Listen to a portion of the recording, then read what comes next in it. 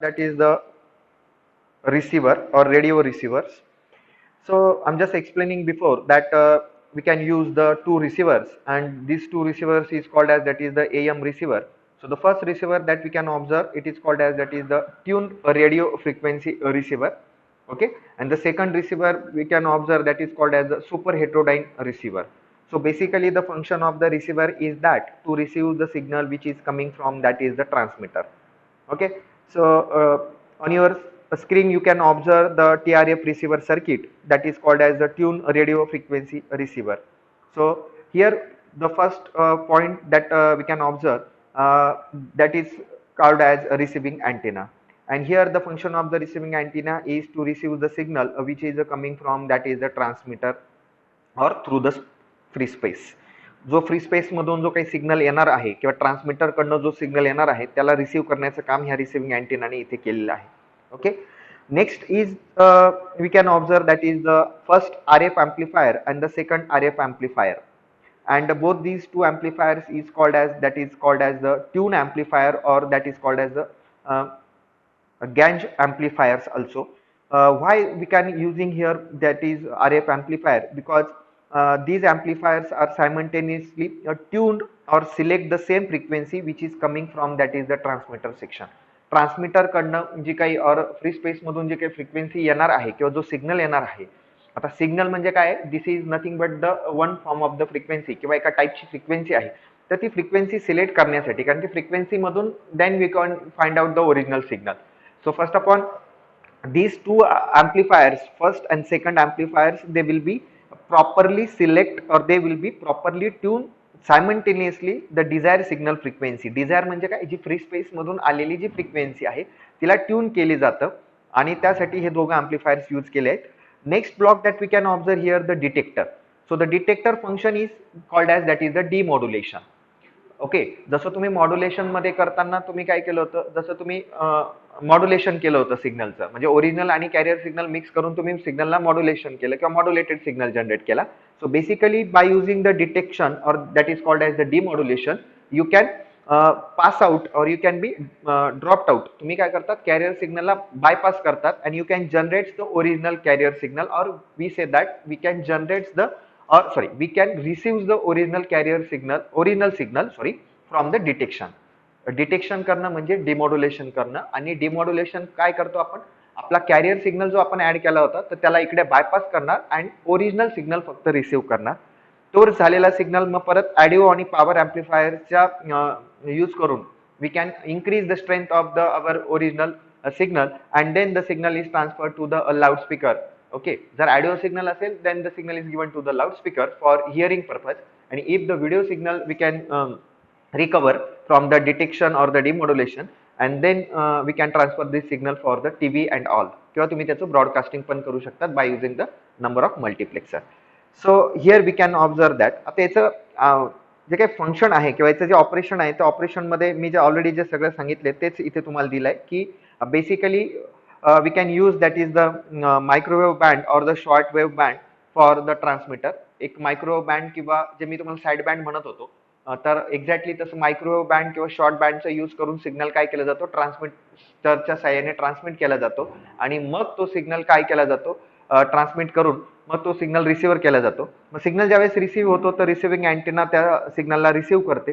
Receive करताना ती काही RF amplifierचा यूज करते, that is the first and the second amplifier that we can observe here, and both these amplifiers they can tune the signal which is coming from that is the receiving antenna. Simultaneously ते सगळा तो सिग्नलला काय करतात, tune करतात. Tune केल्यानंतर तो signal detection कडे दिला जातो, कशासाठी, फॉर द डिमॉड्युलेशन साठी. आणि डिमॉड्युलेशन करता म्हणजे काय करतात, we can bypass the carrier signal and generate और रिसीव्ह द ओरिजिनल सिग्नल, आणि आपण ओरिजिनल सिग्नलला रिसीव्ह करतो आणि मग तो सिग्नल आपण स्ट्रेंथ वाढवण्यासाठी ऑडिओ आणि पॉवर अँप्लिफायर कडे देतो आणि मग तो सिग्नल लाऊडस्पीकर कडे दिला गेला जातो. तर हा फर्स्ट TRF रिसिव्हर तुम्ही इथे बघितला. परंतु ह्या TRF रिसिव्हर मध्ये काही एक दोन डिसएडव्हान्टेजेस आहेत किंवा ज्याला आपण प्रॉब्लेम म्हणू शकतो. तर पहिला प्रॉब्लेम आहे त्याची इनस्टॅबिलिटी. त्याच्यामध्ये स्टॅबिलिटी नसते. स्टॅबिलिटी नसण्याचं कारण असं आहे की याच्यामध्ये सिग्नल डायरेक्टली फर्स्ट आणि सेकंड RF अँप्लिफायर कडनं डायरेक्टली डिमॉड्युलेशन करण्यासाठी दिला जातोय, तर तसं नाही झालं पाहिजे. तर ती त्याच्यामध्ये स्टॅबिलिटी येत नाही सिग्नलमध्ये, तर इनस्टॅबिलिटी असते. हा त्याचा पहिला प्रॉब्लेम आहे. आणि दुसरा जो प्रॉब्लेम आहे की ज्यावेळेस तुम्ही इथे ट्युनिंग करता तर ट्युनिंग करत असताना बँडविड्थ मध्ये खूप सारे व्हेरिएशन येतं. तर हे व्हेरिएशन आणि इनस्टॅबिलिटी तुम्हाला जर रिमूव्ह करायची असेल तर त्यासाठी तुम्ही एक सेकंड एक रिसिव्हर तुम्ही फाइंड आउट केला आणि ज्याला नाव दिलं तुम्ही त्यांनी सुपर हेट्रोडाईन टाइप ऑफ रिसिव्हर. तर तो जो काही सुपर हेट्रोडाईन टाइपचा जो रिसिव्हर आहे तर तो कसं काम करतो, तर त्यासाठी this is called as that is the super heterodyne receiver circuit, and here you can observe that is the super heterodyne receiver. So how the super heterodyne receiver will be work, that we can observe here. So the function is same, that is the receiving antenna that you can observe on the screen, and the receiver antenna will be receive the signal which is coming from that is the transmitter or through the free space. Then the signal is given to the RF stage. Again the RF stage means the some RF amplifiers किंवा chain of RF amplifiers की ज्याचं function काय आहे, they will be tune that desire signal which is coming from the receiving antenna. Then here you can observe the one change, and the change is that here we can use the mixer, and on the bottom side you can observe the another block that called as that is the local oscillator. So here the local oscillator will be generate the one type of the frequency or the high sinusoidal frequency, and this sinusoidal frequency will be given to the mixer, and from the RF output or the from RF side we can observe that is the desired signal frequency which is coming from the transmitting antenna. Okay, or we say that the receiving antenna कडनं जो signal यायला जातो तो इकडे mixer कडे दिला जातो, आणि एक स्टँडर्ड लोकल ऑसिलेटर कडचा सिग्नल आहे ज्याला FO ने रिप्रेझेंट केलाय, तर तो FO सिग्नल मिक्सर कडे दिला जातो आणि इकडनं एक FS मीन्स डिझायर फ्रिक्वेन्सी आली आहे. ते दोघंच्या दोघं फ्रिक्वेन्सी, आता ही FS म्हणजे काय की ट्रान्समीटर कडनं जो सिग्नल आलेला आहे जो आपण रिसीव्ह केला रिसिव्हिंग अँटेना कडनं तो सिग्नल आणि एक स्टँडर्ड लोकल ऑसिलेटरचा सिग्नल, दोघं सिग्नल मिक्सर मध्ये कंबाईन केले जातात किंवा मिक्सर कडे दिले गेले जातात. आणि मग मिक्सर काय करतो, mixer will be combine both the signal that is called as F0 plus FC आणि F0 मायनस FC असे दोघं सिग्नल याच्यामध्ये. आता F0 प्लस FC म्हणजे upper side band and F0 minus FC means lower side band. So both the signals will be combined into the mixer, and exactly mixer will be generated the difference of the both the signals or both the side bands, that is called as F0 minus FC. So this F0 minus FC means nothing but the called as that is F0 minus FC means जो काही upper side band आणि lower side band मधला जो काही rejected किंवा distorted signal असेल तो mixer काय करतो, रिमूव्ह करतो, आणि exactly good quality of the signal will be generated, and this good quality of signal is called as F0 minus FC, and this F0 minus FC is nothing but called as that is IF amplifier किंवा IF signal. IF signal means intermediate frequency signal.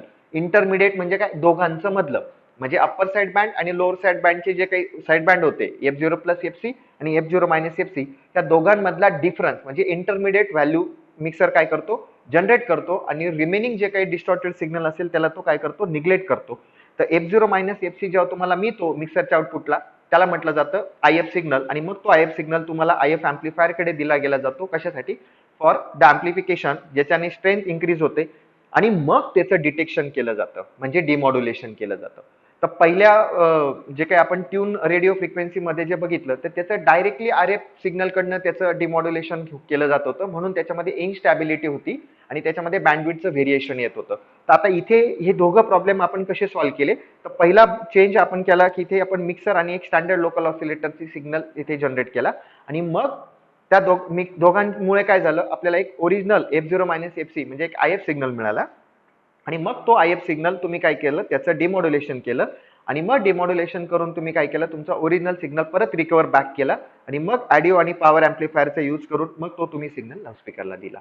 So by using the super heterodyne receiver, we can minimize or we can solve out the problems which is coming or which will be come into the tuned radio frequency. जे tuned radio frequency मध्ये जे problems overcome होत होते ते तुम्ही इथे solve केले by using that is the super heterodyne receiver. Maximumly 99 नाही, मी आता असं म्हणेल की 100% we can use the super heterodyne receiver for to receive the AM modulated signal. Okay.